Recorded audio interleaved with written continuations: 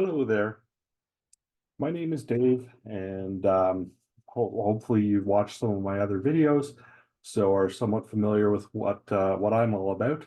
Um, I'm I decided today to record a video discuss. Well, I was recently invited as a guest on Aeon Byte Gnostic Radio to talk about Taoism and relate it to the conception of divinity um, from science fiction author Philip K. Dick called VALIS.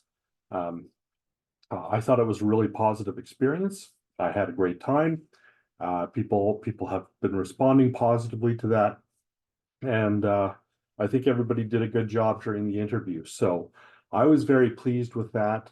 I had prepared some notes going into the show, and just because the conversation was meandering, I was kind of jumping around. I wasn't sure I said everything I had to say on the topic. So I guess what I thought I'd do in this video is offer a presentation based on my notes, just to sort of supplement what was covered in the show, and um, hopefully go into a little bit greater detail about some of the points I had in mind. So let's see. With that said, um, I don't think I don't think I need to talk too much about myself. But we'll jump right into comparing Valis and the Tao, these two concepts of divinity. Um, the story goes, Philip Dick, he's this brilliant science fiction author, uh, had an epiphany, a contact experience, something was downloaded into his brain, and he spent years writing about it, trying to sort out the content of the messages he received. And central to this was a conception of the divine, which he called Valis. That's an VALIS. That's an acronym for Vast Active Living Intelligence System. And this is a concept as conceived by Dick that represents an otherworldly intelligence or entity that communicates directly with humanity, offering insights, guidance, and gnosis. Valis is conceived of as transcending conventional understandings of God, functioning as a cosmic force that intervenes in human affairs through synchronicity, visions, and the subtle manipulation of reality. In the novel, Valis, Dick writes, God is not an entity of our universe, not in our space-time framework. He's orthogonal, at right angles to it. Theophanies are cross-sections of him as he intersects our continuum. And at such a tangent do our paths meet his that we can never directly perceive him. Through Valis, Dick explored themes of reality, consciousness, and the potential for transcendence in a world rife with illusion and manipulation, positing that behind the veil of everyday existence, there moves a profound, subtle, guiding intelligence that beckons humanity toward a greater awakening. Now, the Tao has been translated imperfectly as the way. Richard Wilhelm said the closest word in English was probably meaning. It defies description, really, but we could perhaps think of it as the flow of meaning beyond subject-object distinctions from which arises all form and context. It is said to be like a precursor to God. We might think of it as God's love or the Logos. We could playfully conceive of it as the Force in Star Wars terms. I'm quite sure George Lucas was inspired by Taoist thought when he conceived of the Force for his movies. So both Valis and the Tao are borderline concepts for transcendental contents. But I contend there are some structural similarities between these conceptions of divinity, and I'm going to outline those structural similarities in five categories. So category number one, in both understandings of divinity, gnosis is possible. So this entity, VALIS, is conceived of as speaking to us directly, whether it's, through a pink laser, shooting ideas into our brain, or whether it's through synchronistic suggestion. There is an element of seek and ye shall find at play, I think. It's hard for me to conceive of a more sincere and earnest seeker than Philip Dick. In chapter 5 of the Tao Te Ching, we read, "To tap into the Tao, the sage turns inward. There he finds its calm and creative source at the very center of his being." Now, many Taoists, including myself, are not terribly scholarly. They just sort of intuit their way into the themes and ideas. Synchronicity is an idea that's very familiar in Taoist thought. It is not unheard of that a Taoist would practice divination using the I Ching or the Tao Te Ching or some similar text. A Taoist might pray to the Tao or see it as something that can be communed with. One might think of the I Ching, in fact, as a sort of God radio that works on the synchronicity principle. There's a specific method for asking questions for best results, and it takes practice and experience to learn to interpret the answers. But in my experience, it is striking how accurate it seems to be. And my advice to seekers out there who might not know what I'm talking about is go to ichingonline.net, sign up for an account, and start practicing. Just click buttons. If you're sincere, devout, and respectful, it's a way for prayers to be answered, as nearly as I can tell. All right, point 2.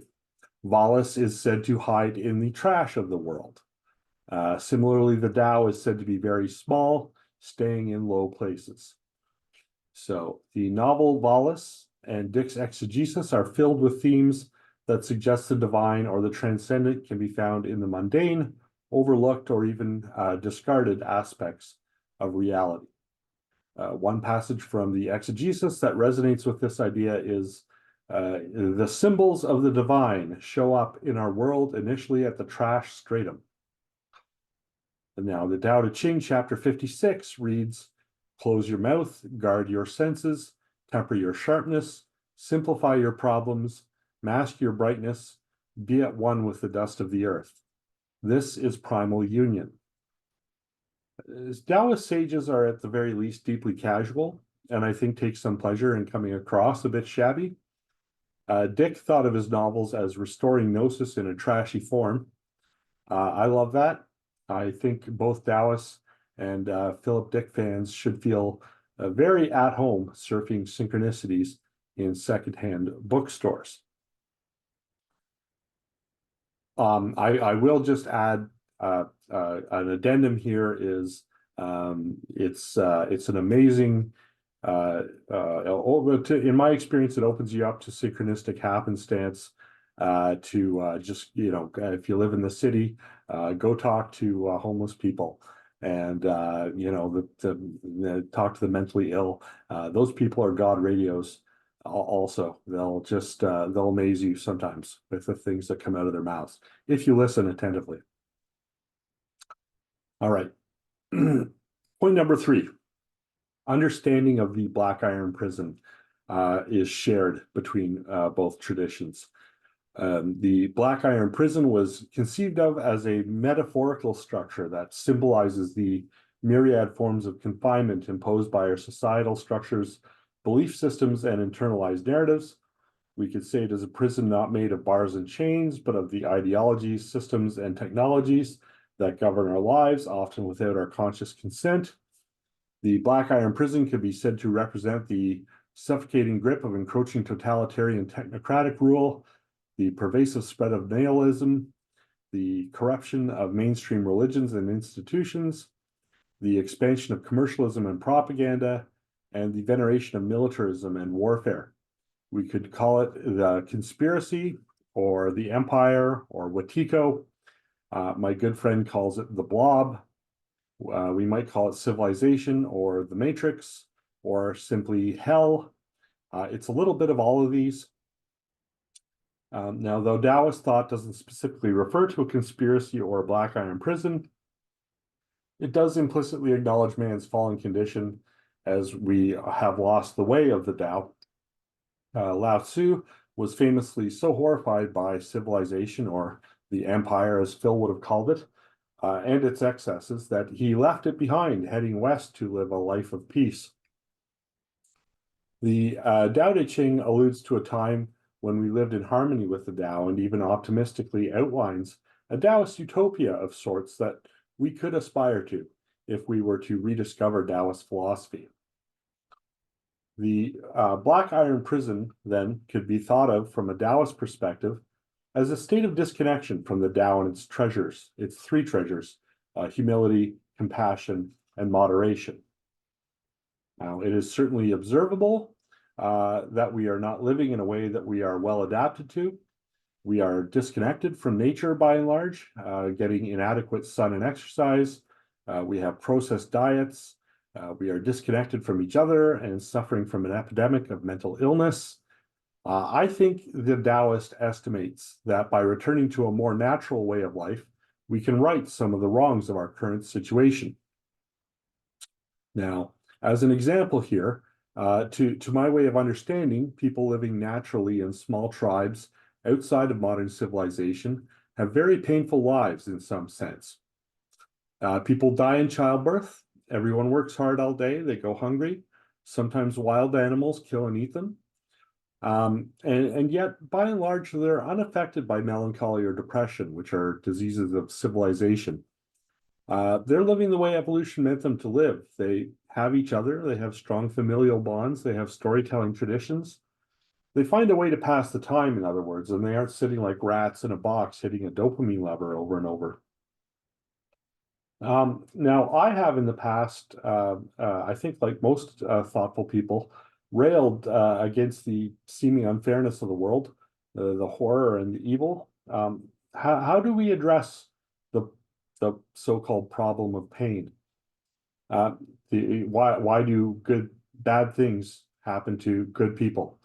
You know, the traditional Gnostic answer is that this universe is the imperfect creation of a deranged demiurge, and we need to try to free ourselves from it. I feel I got some insight on this issue when I read a book recently called Dopamine Nation by Anna Lembke, where the particulars of our dopamine system were explained, and it made me realize that humans thrive best when they're able to invite a measure of pain into their life. And that unearned pleasure is terrible for us mentally and spiritually. Evolution seems to favor virtuous living. So keeping that in mind, these days I try to be aware of duality. Pleasure and pain imply each other, just as do beauty and ugliness, up and down, hot and cold. The beautiful thing about humans is that we are adapted to thrive in these conditions. And the horror of our situation is that we are currently very disconnected from our nature. We should also probably keep in mind that we're apparently living at the bottom of the Kali Yuga, the dark phase of the time cycle in Hindu thought. Maybe the universe wouldn't appear as such a bummer if we could get back to the garden, whatever that looks like. Now, few of us desire to return to the ancient hunter-gatherer lifestyle, I know, but addressing the spiritual malaise of our current society at its roots, for starters, might allow us to reshape it or rebuild it in a way that we are at least better protected from the encroachments of fascist technocrats, for example.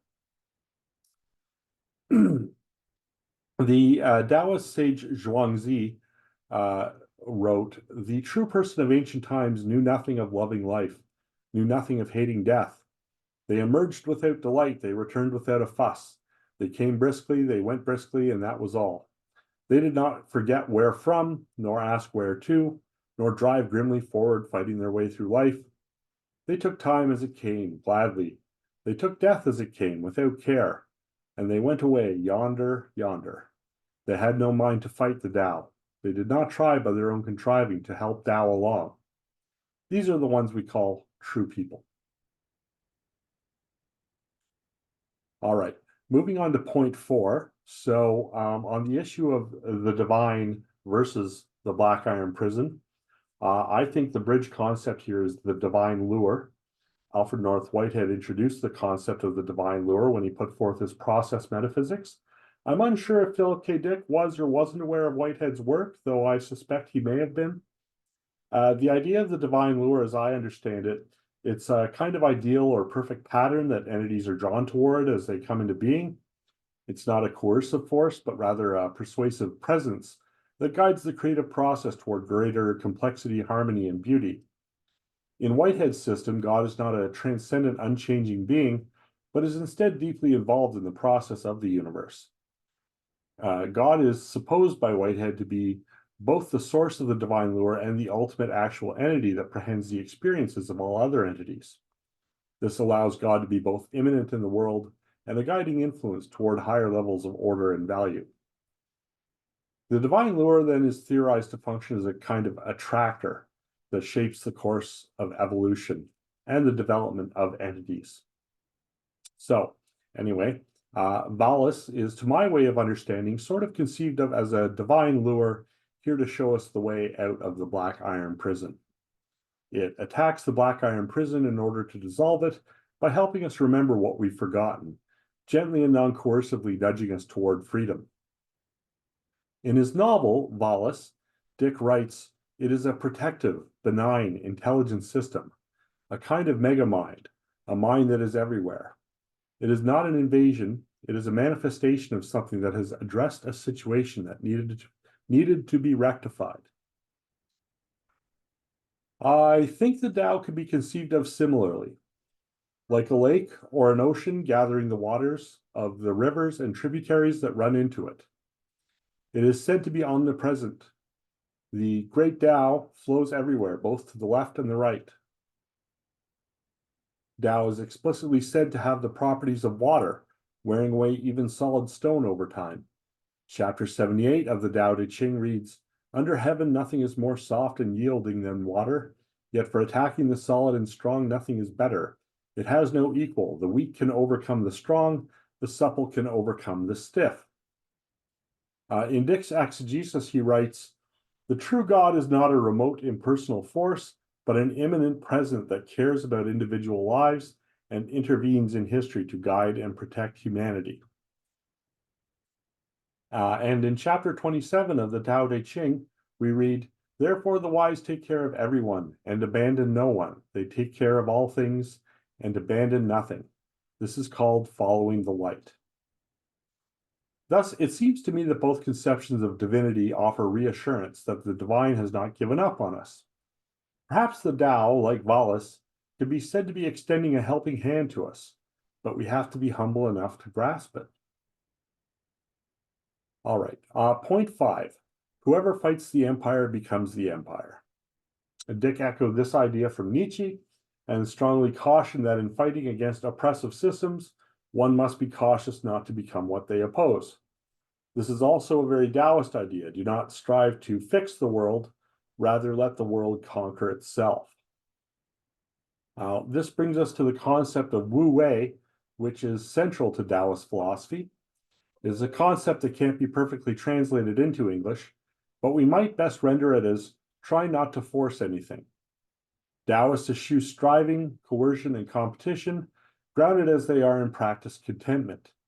This doesn't imply never doing anything, but rather, like water flows around obstacles, Taoists seek to harmonize with their environment. Now, the Taoist opines that all the problems of the human condition can be traced back to a simple origin when you drill down to its roots: discontentment. Hence, it advocates moderation or knowing when enough is enough. I think this dovetails into the Buddhist concept of non-attachment nicely. Buddhists use the Sanskrit word dukkha, sometimes translated into English as stress or suffering, to describe the root problem of the human condition. And it could, in a nutshell, be described as the friction between the way things are and the way we want them to be. So, I think the Taoist estimates that the black iron prison is ideally a someone else problem if we are living properly. This shouldn't be regarded as apathy, just a sense that when it's all said and done, who are we to say that the dialectic process here on Earth isn't proceeding according to plan? And who would we trust to straighten things out? The Taoists recognize that power corrupts even the best of us, and at any rate, see it as an exercise in futility and frustration to try to straighten out an inherently wiggly world or a complex system. For these reasons, the Taoist tends to take a long view of the world's problems as being hopefully self-correcting. Now, it seems worth acknowledging here that we've been designed by evolutionary pressures to be dissatisfied. As has been said, all progress is based on an organism's desire to live beyond its current income. The first amphibians that crawled out onto dry land were probably just fucking fed up with being wet. But look where it got them. Their happiness is our heritage. Happy clams go nowhere, and unhappy ones grow legs. And this brings us to the central riddle of humanity's struggle to figure out a way to be. We are monkeys with grafted on prefrontal cortex god brains. Maybe because we got into the magic mushrooms at one point. Our history is a story of us trying to figure out how to cope with that situation. We have animal instincts, we have nuclear weapons. The world's religions, by and large, can be seen as attempts to propose solutions to this conundrum. I think Lao Tzu would say that Taoism's three treasures are the keys to our dilemma. But we have to make the effort to cultivate and nurture these qualities in ourselves and in each other. I think a very Taoist solution to the problem of the black iron prison is to build parallel structures founded on divine or natural principles. This echoes the Stoic maxim of focusing on what is actually in your power and not stressing about what isn't. The world's going to world, in other words. A Taoist mindfully applies himself to the tasks at hand. I think what I'd want to stress here is that yelling on Twitter, shaking your fist at abstractions, voting harder for the lesser evil, none of this is a terribly Taoist approach to the problems we all face. You're still in the black iron prison when you do this, helping to engender this dynamo of shittiness. So we might playfully think of the black iron prison as a set of Chinese finger cuffs, in fact, something we can just gradually relax out of as we cultivate alignment with the Tao in ourselves. Alan Watts once prescribed that we all need to learn to enjoy ourselves as much as possible, or we collectively suicide out of misery. On an individual level, that seems to me like win-win advice for all of us. Dudists might say, just take it easy, mankind. In my view, we'd all benefit from trying to be a little bit more dude in general. All right, well, that was my presentation. I hope you found something in it, something of interest. Please leave a comment. If you're new to my channel, I hope you find something to like here and will subscribe. Yeah, it's a beautiful day out, so I'm going to go take a walk now. But I wish you all peace of mind, ease, contentment, and may the Tao be with you. Bye-bye for now.